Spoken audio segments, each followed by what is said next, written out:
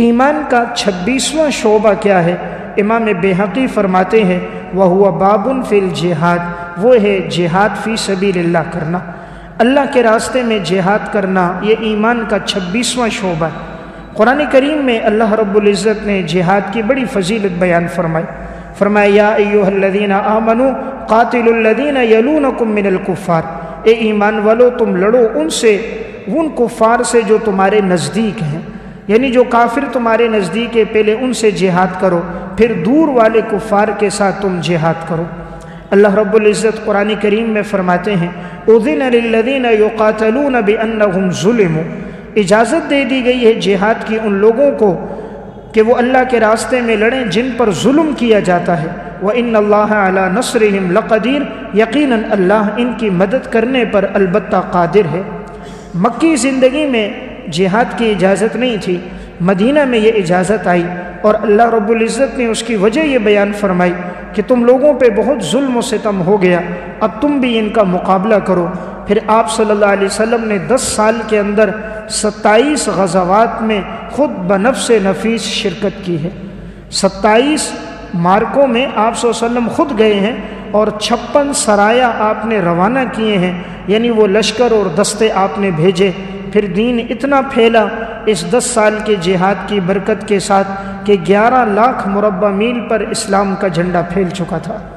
قرآن کریم میں اللہ رب العزت فرماتے ہیں وَقَاتِلُوا فِي سَبِيلِ الَّذِينَ يُقَاتِلُونَكُمْ، تم لڑو اللہ کے راستے میں ان لوگوں سے جو تم سے لڑتے ہیں، وَلَا تَعْتَدُوا، لیکن تم حد سے تجاوز نہ کرنا، إِنَّ اللَّهَ لَا يُحِبُّ الْمُعْتَدِينَ، اللہ حد سے تجاوز کرنے والوں کو پسند نہیں کرتا۔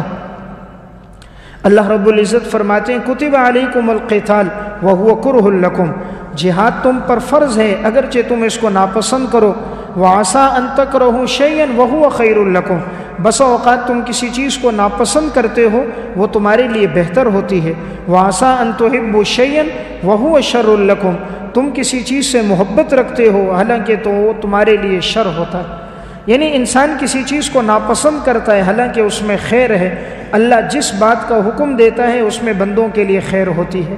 جہاد کی مثال یوں ہے جیسے انسان کے جسم میں کوئی پھوڑا ہو جائے، انسان کے جسم میں وہ پھوڑا بڑھتے بڑھتے آج کے الفاظ میں کینسر کی صورت اختیار کر دے، ڈاکٹر علاج یہ بتاتے ہیں کہ اب جسم کے اس حصے کو کاٹ دیا جائے ورنہ یہ ناسور بڑھتے بڑھتے پورے جسم کو خراب کر دے گا۔ اسی طرح اگر کوئی مسلمانوں پہ ظلم و ستم کرے، مسلمانوں کی جان مال اموال کو نقصان پہنچائے، اللہ کے گھروں کو نقصان پہنچائے، تو پھر شریعت نے جہاد کا حکم دیا کہ اب اس عضو کو ہٹا دیا جائے ورنہ پورے جسم میں ناسور پھیلے گا، ورنہ یہ کفر پوری دنیا میں بڑھتا جائے گا۔ تو جہاد کی مثال اس طرح ہے جس طرح کے مثال آپریشن کی ہے، آپریشن سے باقی جسم محفوظ ہو جاتا ہے، جہاد کے ذریعے سے باقی دین اور مسلمانوں کا ایمان محفوظ ہوتا ہے۔ قرآن کریم میں اللہ رب العزت نے فرمایا ان اللہ اشتری من المؤمنین انفسهم واموالهم بان لهم الجنہ، یقیناً اللہ نے ایمان والوں کے مال اور جانوں کو جنت کے بدلے میں خرید لیا۔ یقاتلون فی سبیل اللہ فیقتلون ویقتلون، یہ اللہ کے راستے میں لڑتے ہیں، قتل کرتے ہیں اور قتل کر دیے جاتے ہیں۔ وعدن علی حقا فی التوراۃ والانجیل والقرآن، ان کا وعدہ برحق ہے تورات، انجیل اور قرآن میں۔ ومن اوفی بعہدہ من اللہ، اللہ سے زیادہ کون ہے وعدوں کو پورا کرنے والا۔ فاستبشروا ببیعکم الذی بایعتم بہ، ان کو خوشخبری دو اس بے کی جو بے انہوں نے کر لی ہے۔ دیکھیں یہاں خریدنے والا اللہ ہے، کس سے خرید رہا ہے؟ مسلمان سے۔ مسلمان بائع ہے، اللہ رب العزت مشتری ہے، اور مسلمان کی جان اور مال مبی ہے اور ثمن جنت ہے۔ تو خریدنے والا اللہ ہے، بیچنے والا مسلمان ہے۔ کس چیز کو بیچ رہا ہے؟ جان اور مال کو۔ کس کے بدلے میں بیچ رہا ہے؟ جنت کے بدلے۔ تو اس سے بڑے اعزاز کی بات کیا ہے؟ اللہ کسی چیز کو خریدے، جس چیز کا خریدار رب العالمین ہو اس چیز کی قیمت کا اندازہ کون لگا سکتا ہے؟ تو اللہ خریدار ہے ان کا کہ جو اللہ کے راستے میں اپنی مال اور جان کے ساتھ جہاد کر رہے ہوں۔ قرآن کریم میں اللہ رب العزت نے ان کی بڑی فضیلت بیان فرمایا لا یستوی القاعدون من المؤمنین غیر اولی الضرر، نہیں برابر ہو سکتے وہ ایمان والے لوگ جو بیٹھنے والے ہیں جنہیں کوئی تکلیف نہ ہو، یعنی وہ اندھے نہیں ہیں، نابینے نہیں ہیں، لنگڑے نہیں ہیں یہ لوگ، اور والمجاہدون فی سبیل اللہ باموالہم وانفسہم، جو جہاد کرنے والے اللہ کے راستوں میں اپنی مال اور جان کے ساتھ، یہ برابر نہیں ہو سکتے۔ فضل اللہ المجاہدین باموالہم وانفسہم علی القاعدین درجہ، اللہ تعالیٰ نے مجاہدین کو فضیلت دی ہے جو اپنے مال اور جان کے ساتھ جہاد کریں، بیٹھنے والوں پر بڑی فضیلت۔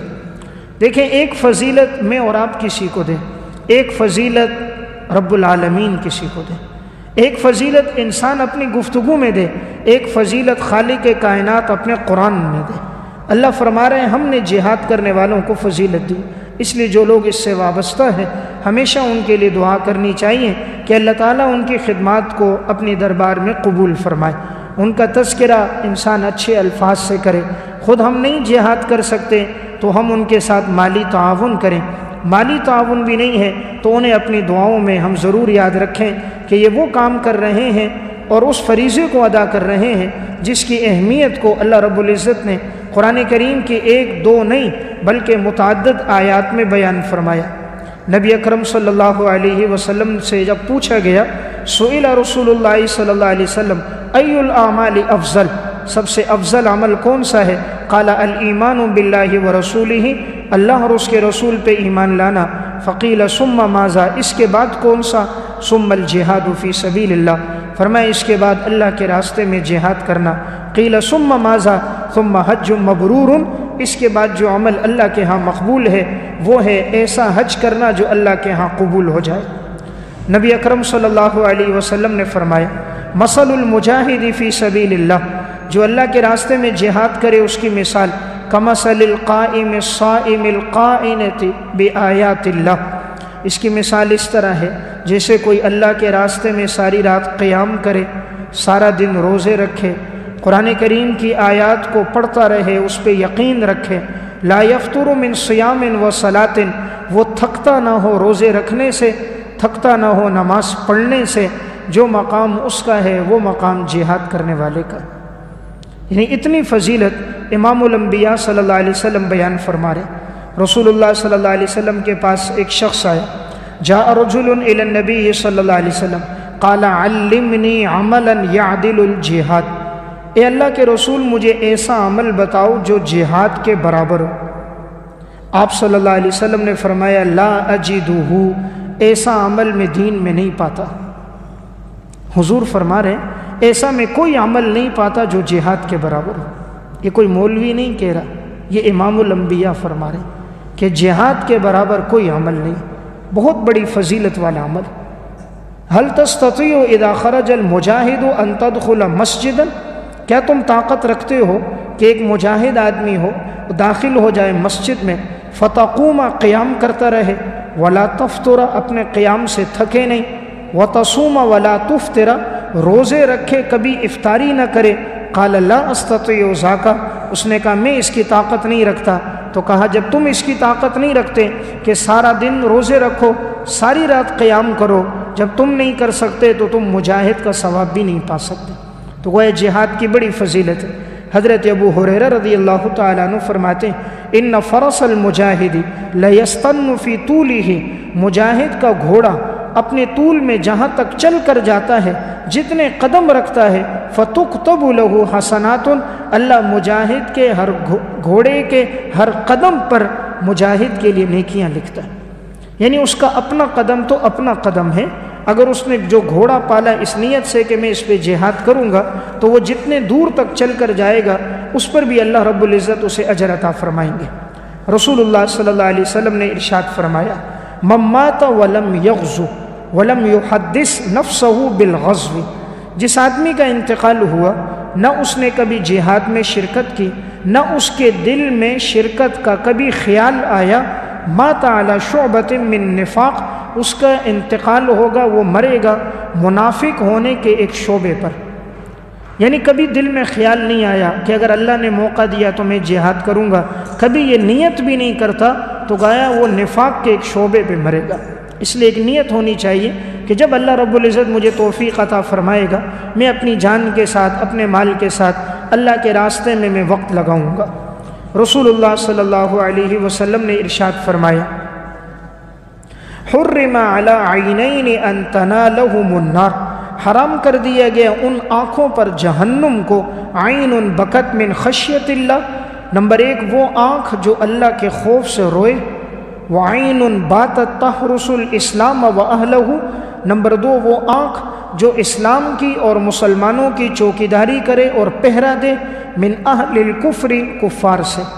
یعنی 2 آنکھوں پر اللہ نے جہنم کو حرام کیا، ایک آنکھ اللہ کے خوف سے رونے والی اور دوسری آنکھ اللہ کے راستے میں پہرا دینے والی، ان دونوں آنکھوں پر جہنم کی آگ حرام ہے۔ رسول اللہ صلی اللہ علیہ وسلم نے فرمایا ان سیاحت امتی الجہاد فی سبیل اللہ، میری امت کی سیاحت تو اللہ کے راستے میں جہاد ہے، یعنی سیاحت گھومنا پھرنا چکر لگانا نہیں، میری امت میں کوئی گھومنا پھرنا چاہتا ہے، باہر نکلنا چاہتا ہے تو جہاد کی نیت کے ساتھ باہر نکلے۔